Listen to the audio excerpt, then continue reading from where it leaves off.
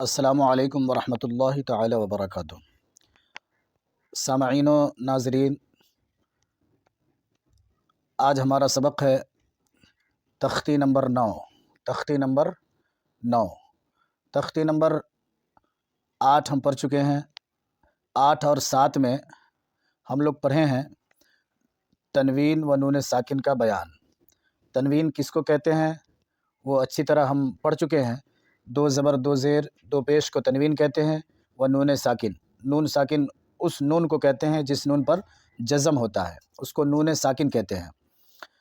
بتایا تھا کہ نون ساکن اور تنوین دونوں کی آواز یکساں ہوتی ہے، ایک ہی طرح کی ہوتی ہے، اور دونوں کا قاعدہ بھی ایک ہی ہے۔ تنوین و نون ساکن کے 4 قاعدے ہیں۔ تنوین و نون ساکن کے 4 قاعدے ہیں۔ پہلا قاعدہ ہے اظہار۔ پہلا ہے اظہار۔ اظہار کا مطلب ہوتا ہے بالکل ظاہر کر دینا، صاف صاف، بالکل ظاہر کر دینا۔ تنوین و نون ساکن کا قاعدہ نمبر 1 اظہار۔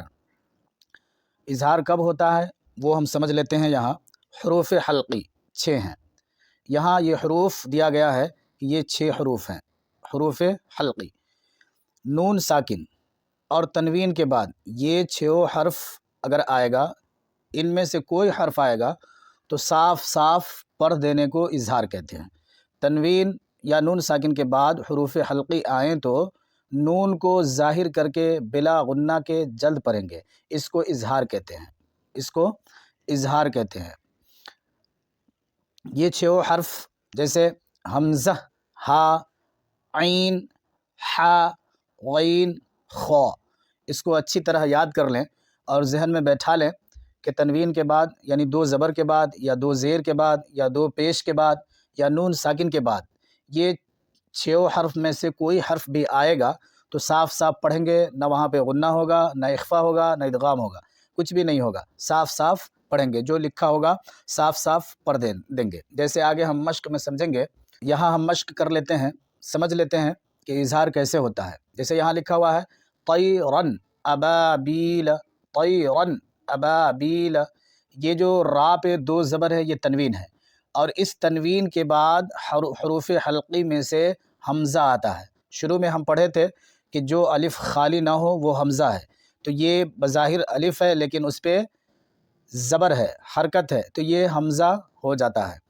تو 2 زبر کے بعد یعنی تنوین کے حروف حلقی کا یہاں حمزہ آ رہا ہے، اس لیے یہاں بالکل اظہار کر کے صاف صاف پڑھتے ہوئے آگے بڑھ جائیں گے۔ جیسے طیرن ابابیل، اور ہمیشہ خیال رکھیں کہ 2 زبر کو تنوین کہتے ہیں، اس کے بعد یہاں حمزہ آ رہا ہے تو ہم صاف پڑھتے ہوئے آگے بڑھ جائیں گے۔ آگے پڑھ لیتے ہیں مثال دوسرے حرف کی، حروف حلقی کی دوسرے حرف کی۔ نار حامیۃ، نار حامیۃ، را پہ جو 2 پیش ہے یہ تنوین ہے، اس کے بعد حروف حلقی کا ہا آ رہا ہے، حروف حلقی کا ہا آ رہا ہے، اس کی وجہ سے یہ بالکل صاف صاف پڑھا جائے گا۔ نار حامیۃ، لمن خشی، لمن خشی، یہ جو نون ہے یہ نون ساکن ہے، یہ نون ساکن ہے۔ نون ساکن کے بعد یہاں حروف حلقی کا خا آ رہا ہے، جس کی وجہ سے یہ نون بالکل صاف صاف پڑھائے گا، لمن خشی۔ ہاں اتنا ضرور دھیان رکھیں کہ نون میں آواز نہیں لوٹتی ہے، نون میں آواز نہیں لوٹتی ہے، لمن خشیہ نہیں کہیں گے، لمن خشیہ، لمن خشیہ۔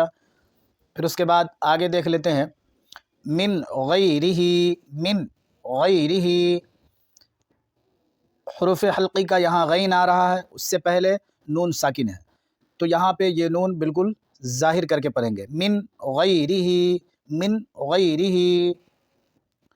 پھر اس کے بعد آگے پڑھتے ہیں یومئذ علیہا، یہ 2 زیر ہے جو تنوین کہلاتا ہے، تنوین ہے۔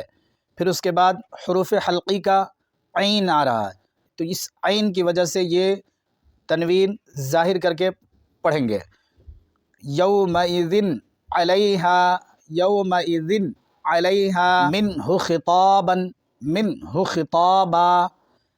یہاں نون ساکن کے بعد حروف حلقی کا ہا آ رہا ہے، جس کی وجہ سے یہ نون ظاہر کر کے پڑھا جائے گا۔ آج ہمارا سبق ہی ہے اظہار کا بیان۔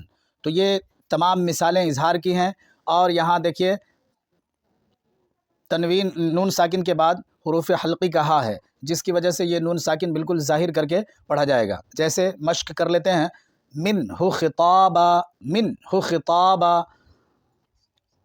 من عین آنیۃ، یہاں نون ساکن ہے اور یہاں تنوین ہے، یہاں نون ساکن کے بعد عین ہے حروف حلقی کا، اور یہاں تنوین کے بعد حمزہ ہے حروف حلقی کا۔ من عین آنیۃ، کفوا احد، کفوا احد، تنوین کے بعد حمزہ ہے، کفوا احد۔ فمن عفی، فمن عفی، نون ساکن کے بعد عین ہے، من اخیہ، من اخیہ، من اذن، من اذن، من اذن، کتاب حکیم، کتاب حکیم، تنوین کے بعد حا آ رہا ہے حروف حلقی کا، اس لیے ظاہر کر کے پڑھیں گے، کتاب حکیم، عذاب غلیظ، عذاب غلیظ، حاسد اذا حسد، حاسد اذا حسد، حاسد اذا حسد۔ آپ اس حرف کو اچھی طرح یاد کر لیں گے کہ تنوین کس کو کہتے ہیں اور نون ساکن کس کو کہتے ہیں۔ نون ساکن اور تنوین کے بعد یہ 6 حرف جو ہے، اس میں سے کوئی بھی حرف آئے گا تو ظاہر کر کے صاف صاف پڑھیں گے۔ پھر آگے انشاءاللہ پڑھیں گے کہ نون ساکن اور تنوین کا اخفا کب ہوگا، نون ساکن اور تنوین انقلاب کب ہوگا، اور نون ساکن اور تنوین کے بعد ادغام کب ہوگا۔ یہ چاروں چیزیں ہم سمجھ جائیں گے تو یقینی ہے قرآن مقدس خوبصورتی کے ساتھ پڑھنے کا ایک ہنر ہمارے پاس آ جائے گا۔ السلام علیکم ورحمۃ اللہ تعالی وبرکاتہ۔